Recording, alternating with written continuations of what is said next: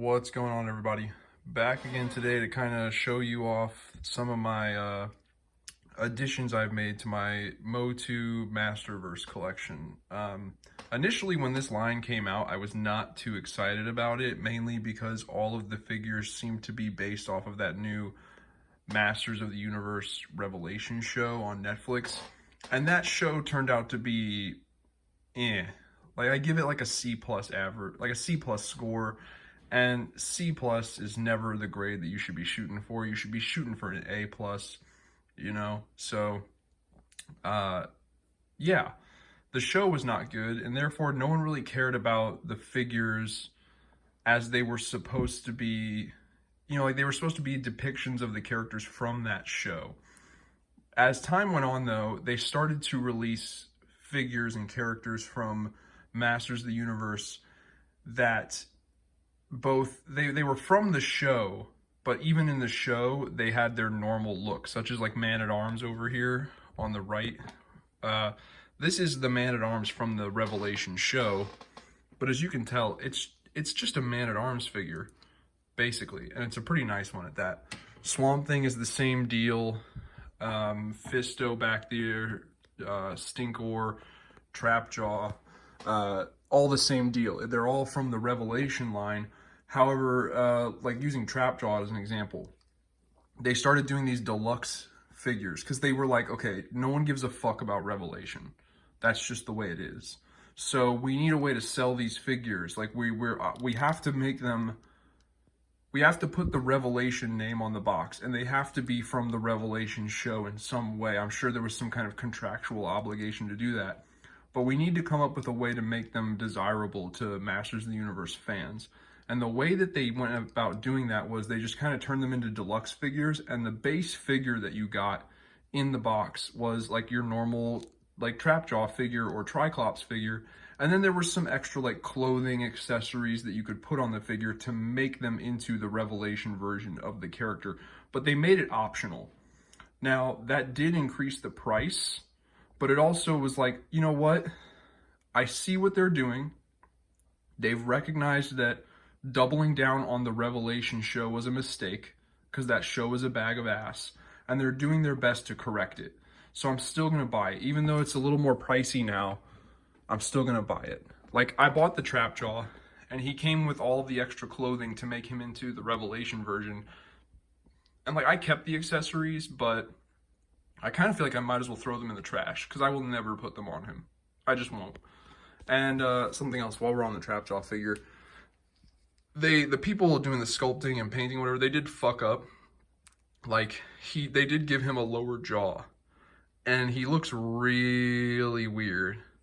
So if you, like, I know I'm kind of late to the game. This has been talked about on YouTube by many people, but you have to keep the movable jaw up to kind of hide that, or else he looks really fucking stupid. But that's easy enough. You just keep the lower jaw up. The other thing that they did to make this line a little bit better was they started this, it's called the new, they added two sublines to it. They added the new Eternia line, and they added the Princess of Power line. They did the Princess of Power so we could get characters like She-Ra and Hordak, which I have here. And I don't have any of the accessories for these guys out right now, other than for He-Man and Skeletor. But She-Ra turned out nice. Her whole thing about, like, hers was her traditional, like, Filmation look. You can do that with this. They gave her the shorter cape with just, like, the little silver necklace. Or not silver necklace, gold necklace. And then they also gave her kind of like the DC Comics She-Ra look with the shoulder armor and the longer cape, which I really appreciated, and that's kind of the way that I'm going to have her displayed. I think it looks a bit better. And then Hordak, it's the traditional Filmation Hordak, the blue and black version, not the, like black on gray version. Maybe somewhere down the road we'll get a black and gray version in the future, but for now, like, Hordak is Hordak to me. I think this is fine. He does come with a cool accessory to make his arm into like the cannon that he always did in the show. It's just a pretty decent, basic Hordak figure. It turned out pretty good. So adding the Princess of Power subline so that we could get She-Ra characters is really going to pay off in the long run.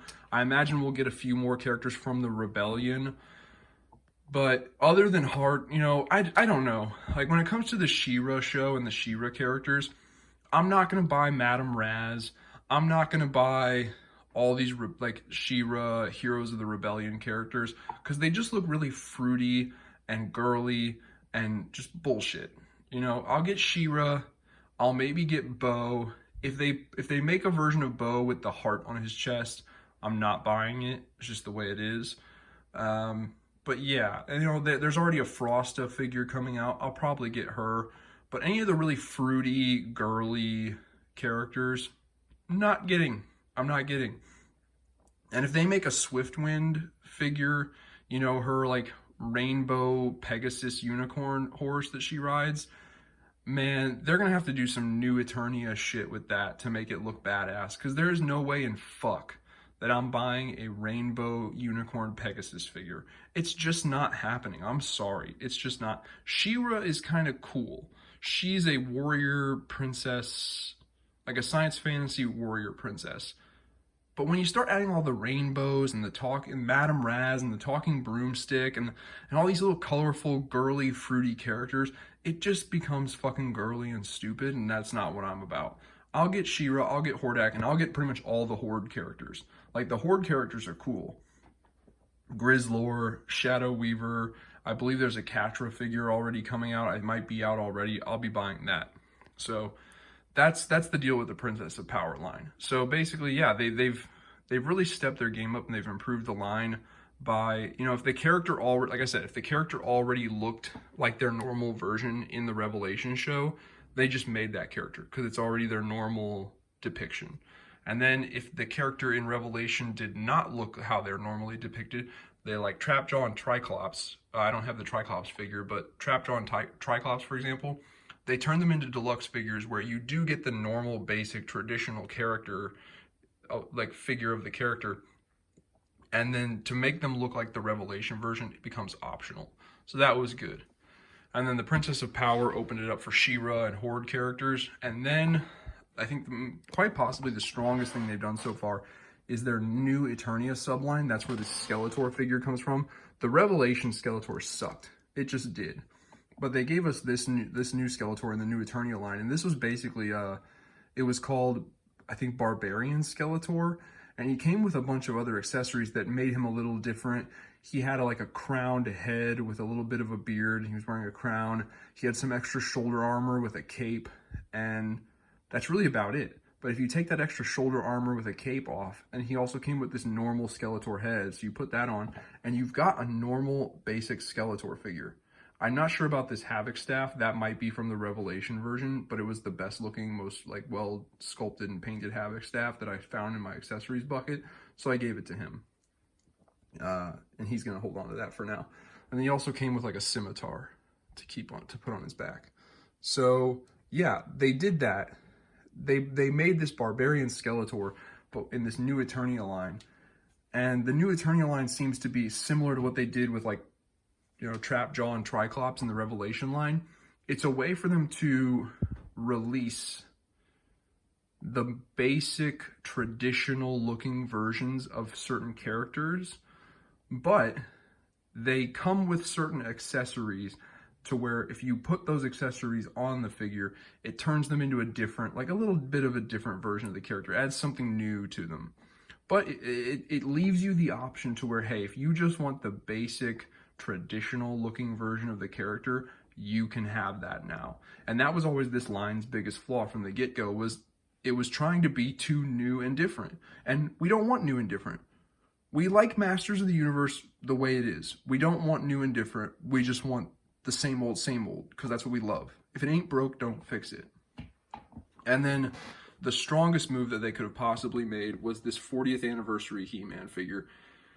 And I gotta just, you know, hats off to Mattel, because this guy turned out really nice. And also, when the promotional images of this figure first came out and he had that like dark, dirty wash all over his body and people responded negatively to it, Mattel got rid of it. So good on them, you know. They actually listened to the fans and they did what the fans wanted. And because of that, this guy turned out really great. My only complaint with this figure is, actually I have two. two small little complaints. One, this is not the power sword that this figure came with. This is from the Masters of the Universe Classics He-Man. Why do I have him using, like, with this one? Couple reasons. One, the sword that he came with has some kind of like wrapping on the handle. Like there, it's not like actual material. It's sculpted on there, but it's sculpted to look like the handle is wrapped in some kind of like cloth material. And I don't like that, because as you can see from the classic sword, the way the power sword is supposed to be is just a smooth handle. I don't like the wrapping on the handle. And then also with the power sword that he came with, it's all one color. The blade does kind of have a bit of a glossiness to it, but it's not like this where the hilt and guard, the hilt is clearly gray and the blade is clearly silver. That's better in my opinion. I've kind of debated on painting the sword that he came with. I've kind of debated on painting the blade silver so that there is some difference. But I thought about it, I'm like, that would solve that problem. But I would still have the problem of like, you know, the hilt has, the handle has the wrapping on it. And that's not, I don't like that. It's not the way it's supposed to be. So I did not really care for the power sword that he came with. That was the first complaint. And then the second complaint is, oh, by the way, I had no problem with the battle axe. The battle axe is fine. My second problem that this guy came with was the shield. It should not be orange. It should be the same color as the cross and the squares on his harness. I don't know why they made it orange. I'm tempted to try and paint it. I feel confident that I could get in there and paint those sections without getting paint on the rest of the shield. However, my hesitation is I don't know if I could find paint that'll exactly match this, the red on here. But I am going to be going to like Hobby Lobby and other stores to look for paint that matches it. And if I do find it, another thing that I think they could have done for this 40th anniversary figure to go the extra mile is the studs on the belt. I think they could have and should have painted those red to match the red on the harness. Because if you look at the Masters of the Universe Classics figure, the studs on the belt are painted. So if I am able to find a red paint that matches this stuff, I'll be painting the shield parts red, and I'll be painting the studs on the belt red. But other than that, this guy turned out phenomenal. Can't say enough good things about it. It's really good. The head on mine sits a little wonky. It sits like canted a little bit to the side. And also the way the camera's picking him up, he looks kind of like, I don't know. His eyes look weird, but let's see if I can get him in closer. His eyes are painted just fine. I have no problem with the head sculpt other than the fact that, I don't know, it just sits kind of crooked on my figure. But yeah, there are still a lot of figures in this line I want to get. I still need to get the classic version of Tila. I still need to get, who else? Triclops. I'm gonna get the Savage He-Man figure and the King Grayskull figure. I'm gonna do a kit bash to make the Savage He-Man into a more traditional version of King Grayskull. I'm not with this bullshit where they made King's Grayskull black just because we have to push a certain socio-political agenda in 2022. No, fuck off. King Grayskull has always been, he's He-Man's ancestor. You know, like, I get it. He could be black if it's that long ago in the past. But let's, you know, no. King Grayskull in the 2000X show, which is what created King Grayskull, he's a white dude. In the DC Comics series, from 2012, I think, onward, he's a white dude. In the MOTU Classics mini comics, he's a white dude. All right, he's always been white. Why did you change him to a black guy? We know why. It's because it was 2020, 2021 when that came out. But we know why. It's because due to today's political climate, every piece of entertainment feels like it has to push a certain politically correct agenda. It feels it has to push a certain socio-political agenda and about diversity and inclusion and representation. And to be honest, we're talking about fictional stories with fictional characters. They can be designed any way we want. And if you don't like the way they're designed, if you don't like the way they look, if you don't identify them with them, if you don't find representation of yourself in Masters of the Universe, great. Don't fucking watch it. I don't give a shit. Like, not everything is for everyone. That's my 2 cents on that. It seems like in the day and age we live in, where like every single thing, every video game, every movie, every book, every comic book, every TV show, everything has to be accessible and entertaining and enjoyable for everyone. No, it doesn't. You can hate some shit. It doesn't matter. And if you don't like Masters of the Universe, that's fine. You don't have to. If you don't like it because you don't feel like you are represented in there, great. Then don't like Masters of the Universe. Go watch, read, play, go do some other shit. It doesn't matter. That's how that goes. So I'm probably going to, like I said, I'm probably going to get the Savage He-Man and the King Grayskull figure. I'm probably going to do a kit bash there to make as best I can, I'm going to try and make a traditional King Grayskull. And if that doesn't work out, I'm just going to put the figures back in the box and return them. And then I'll just keep my Masters of the Universe Classics King Grayskull, which I still have. And on that note, I think it's good. I'm going to go ahead and show you guys comparing this line, the Masterverse line, with Classics. So far, the Masterverse line has not released, in my opinion, a good Evil Lyn figure. So for me, when I finally get a nice display place for these guys, because this is not where I normally display them, this is just a table in my house. When I finally have a nice place to display this collection again, I will be using the Classics Evil Lyn. And if we put her right next to the new Masterverse Skeletor, you can see that she is shorter than Skeletor with her headpiece on. She's about the same size, same height. So she fits into scale with this line. Most of the Masters of the Universe Classics will fit into scale with this line.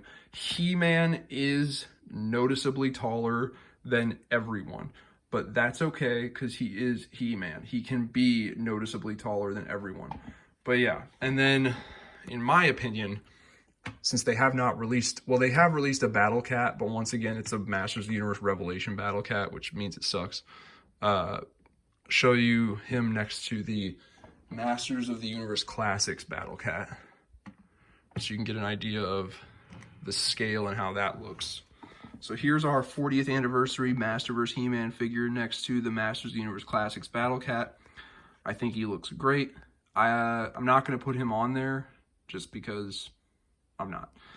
But I can tell you right now, you can find other videos and pictures online where people have put this guy onto the Classics Battle Cat. He sits on there fine. It fits. Some people say they think that the Classics Battle Cat is a little too small for this guy. I disagree. I think he's fine. I think it works just fine. And this is the best Battle Cat ever made. It kicks the shit out of the Origins line. It kicks the shit out of the Revelation Masterverse Battle Cat. This is the best Battle Cat ever made. So if you can get your hands on one of these to put in your Masterverse collection, I would maybe consider doing it. However, with the way that Mattel has been making this line better and better and better, I wouldn't be surprised if shortly down the line here, we get possibly like a new Eternia Battle Cat, where, like I said, it's you get your normal Battle Cat, but he's probably going to have some extra accessories included to where you could, if you want to, you can make him look a little bit different than the way he normally looks. But the option to just have your normal Battle Cat will be there.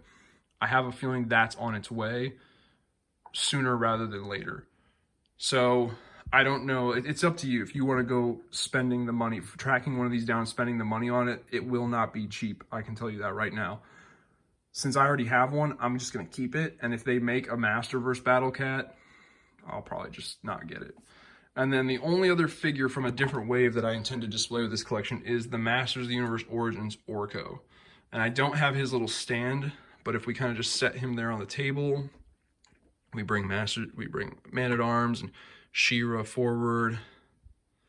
Come on, don't fall over. And then bring Evil Lyn, Skeletor. Yeah, it works. I think Origins Orko works with this collection just fine. You might be able to argue that he's a little too big, but I honestly think he's the perfect size.